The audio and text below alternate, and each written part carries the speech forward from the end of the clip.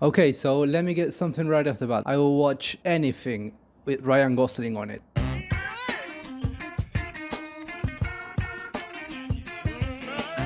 Hi everybody, my name is Ryan Gosling. I mean Caesar. I'm literally him. And today I'm going to tell you why everything my boy Ryan touches turns instantly into gold for us males who romanticize loneliness. I mean, they fucking love me. Spoiler alert. The Fall Guy, for those of you who don't know, is a movie directed by none other than David, action movie expert, Leitch. You might have watched his work if you saw Atomic Blonde, Deadpool 2, Hobbs & Shaw, or Bullet Train. He also directed the video clip of the song Ashes by Celine Dion. I mean, the guy really knows his stuff when it comes to action, okay? He also had production credits for the big action films such as John Wick, the four of them, and Nobody, the one where Jimmy McGill goes sicko mode. Great movie, go watch it. The cinematography was in the hands of Mr. Jonathan Sella, or Sella, I'm not sure, it's a French surname, who had previously teamed up with Dave on all the films we previously mentioned. Look, they know their stuff, okay? They have this chemistry who's clearly reflected on the screen with shots such as the ones you're currently watching. But back to the review. Let's go step by step, okay? I think the movie works due to two factors. Lately, there's been this phenomenon going on about how film turned into self-consciousness. People tend to see it more clearly in the superhero genre, where we are watching characters bending their traditional superhero tropes, the genre parodying itself, Which is a sign of the genre being on the verge of collapse, according to Christian Metz. We will come back to him in a bit. or a complete reimagination or new take on what the genre can be, with shows like The Boys or Invincible. This can all be explained with the theory of the genre laid down by our boy Chris that we mentioned earlier. It's funny because as I'm recording this, I'm getting the Vietnam flashbacks because this used to be an author that we would really dig in film school, along with many others such as Ferdinand de Saussure or Gilles Deleuze. I mean, don't get me wrong, they are all great thinkers. They masterfully lay down how cinema communicates, how does it generates meaning, but I'm getting the 1,000 year stare just from mentioning their names. Given it derives from the human crave to express itself, to tell stories, film as an art form also evolves. Metz proposed 4 stages that every genre goes through. As an example to illustrate this theory, I'm gonna be using the Western genre, okay? The first stage is called the experimental stage. Here we are in the very beginning. The artists are playing around with concepts in different ways that will later become the codes and conventions over which the genre will build its own distinctive identity. The second stage is called classic.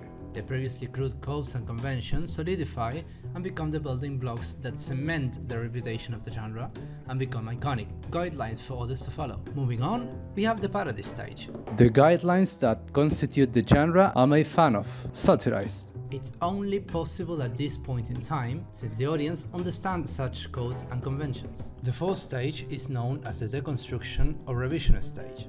The genre basically sort of has an identity crisis. There's a reevaluation of the rules that made up its composition, the boundaries it previously set over himself, which lead to the subversion, a place for change, a return to the space of playful experiment in which it was conceived. Now this film, in my opinion, places itself on the parody spectrum. Let me tell you why. The movie, through its meta-language, highlights and humorously plays with the tropes of the action genre. But I also think it manages to articulate a more noble message. It also brings attention to the often overlooked work of stuntmen. By focusing on their behind-the-scenes contributions, it elevates their importance, while simultaneously poking fun at the exaggerated heroics typically attributed to the action stars. This sort of meta-commentary not only plays homage to the real heroes behind the action, but also satirizes the genre's tendency to glorify implausible feats. The other interesting thing the movie does is employing satire to sort of subvert the traditional film language, make it evident, generating comedy through self-referential humor through the use of cinematic techniques. Let me illustrate this point with an example, okay? There's this scene where Ryan Gosling and Emily Blunt's characters are having a phone conversation about the third act of Metal Zone, the movie she's directing in the movie. She's having trouble figuring out how to execute the third act, so Emily Blunt's character suggests using a split screen technique to visually connect two lovers who are separated both physically and emotionally. As she describes this idea, the film itself adopts the split screen format. placing Ryan and Emily's characters side by side. This not only directly visualizes a concept, but also humorously mirrors their own physical and emotional separation. Believe me, there are many other examples, but I don't want this to be a long video. Nor do I want you to miss the experience in terms of entertainment value that the movie provides. If you haven't seen it, I think you should give it a shot. But I think that scene exemplifies how the Fall Guy plays with film language to create comedic moments. Moving on. It has Ryan Gosling on it. What more do you want? No, but really, jokes aside, Ryan is really great at embodying the lead this movie needed to carry itself. He really has proven his versatility throughout his career.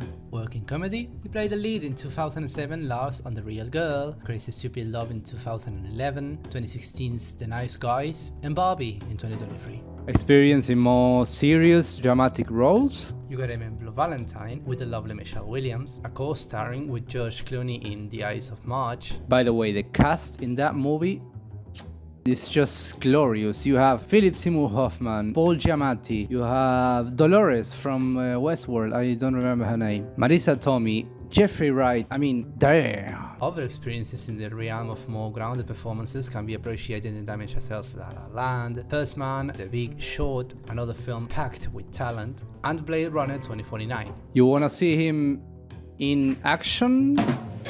Cult classic Drive. I drive.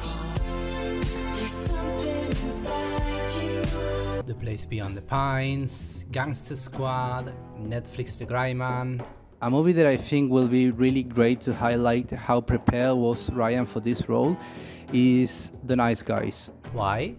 Because it demanded the same level of comedic timing and physical performance that The Fall Guy contains. It's not the same level of physical prowess action-wise that The Fall Guy showcases, but Ryan shows how he's able to embody the performance and use every movement to communicate. And it's also a really fun watch. But we can't forget about the rest of the cast, of course. Emily Blunt is just great. She's lovely. We got Winston Duke there, M'Baku from Black Panther, who performed action pieces effortless. He's just a natural for this kind of stuff. There was also Hannah Waddingham, who portrayed Blunt's producer, and I think she did a good job. My man Aaron was there also for very brief periods of time, shamefully, in my opinion. I don't know, he just have this magnetic presence due to his charisma, and I think it played well when paired with Gosling's presence. I'd love to see more of them together. But we are missing someone here. A big shout out to my boy, the best performer and Oscar deserving, Jean-Claude.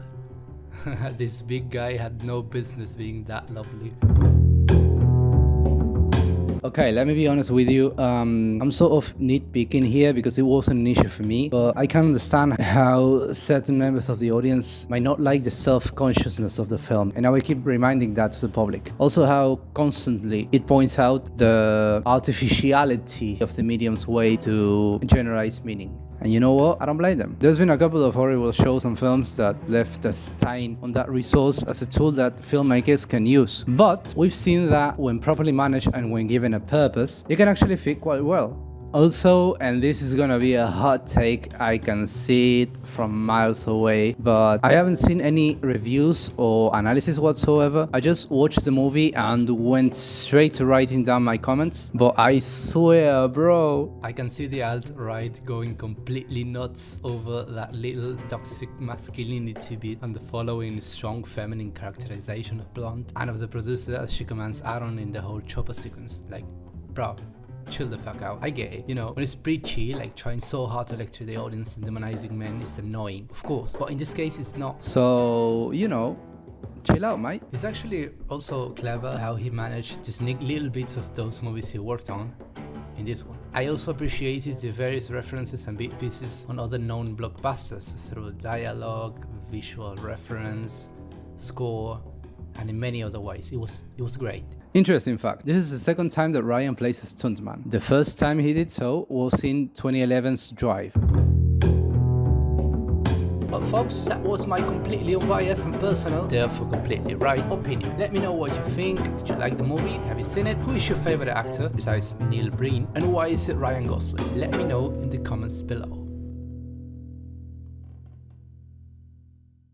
Well, second bit finally out. It's crazy how much time it took me to write down the script, to edit it.